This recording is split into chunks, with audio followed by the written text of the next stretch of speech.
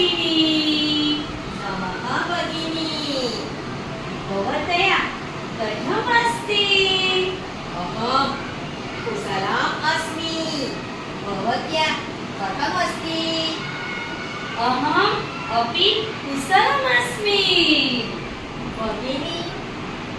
अद्य कः वासरः अस्ति अद्य